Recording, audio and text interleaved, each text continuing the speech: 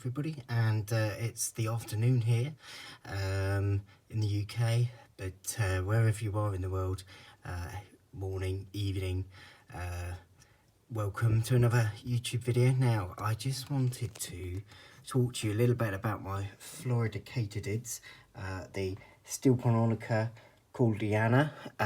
Hopefully that scientific name is correct. And if you remember, I had some of these eggs. There we go, there's some of them.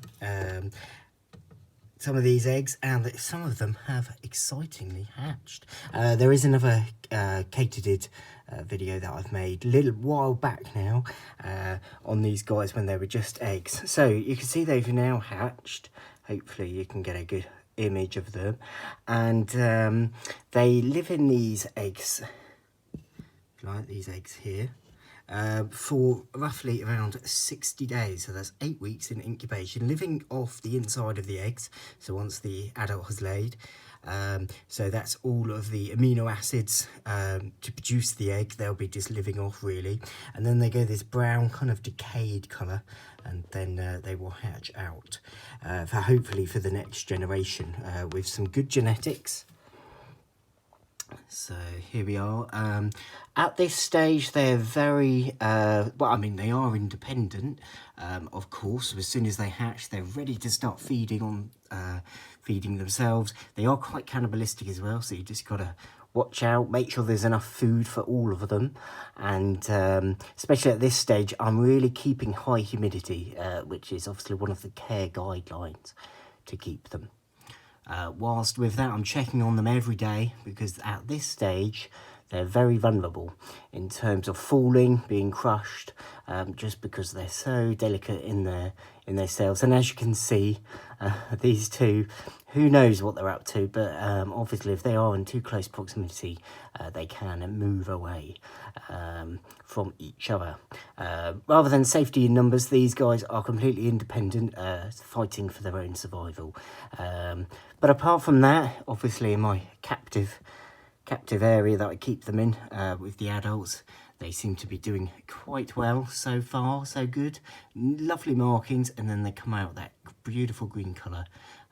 These fantastic species. They eat privet, as you can see. I've got plenty of it here where I am, so I collect that for them. They're very small, so making sure that the vivarium that you've got, or Exoterra which I have rather, is got enough covering so there's no escape routes for any of them, because they will start to escape. As you can see, believe it or not, there is one guy up here. Here he is. So you've just got to be careful where they all go. This enclosure's a 90 Exoterra, so it's quite a big one. Enough room for them all, and again, enough room really for when they grow up. So yeah, really happy with all these eggs. As you can see, there's another one everywhere. Sooner or later, they're going to be everywhere, hopping about. And again, that hopping about, you just got to be really careful when you're opening and closing the door. I've got a sprayer here which I'm using all the time just to keep them nice and humid. It's really important for this species because where they come from in the US is very humid environment, so those are the ones that they need to really flourish. And water droplets are a great source for them to get all of that nutrients that they would find. Any questions, put them in the comments, and I will hopefully update you more as more hatch. Haven't really counted the eggs. They lay them kind of like in an oofa, almost oofiaca, all at once. Although they're not contained in egg cases, obviously they have their each individual cases, which is kind of like glued together. So they are all in there just like that. And the adults will glue them all in a row. So they sort of are all together and sort of not, as they're completely independent when they come out. Yes, very cool species, and be really interesting when they grow up and see. So at this stage, this is the most vulnerable point, if you like, for their survival.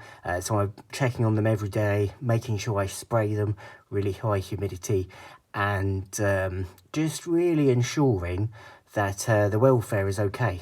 They're all accountable for, and I'm providing them with fresh food because mould and things like that is very delicate. You've got to be super careful when looking after them, but very rewarding. Thanks guys, bye.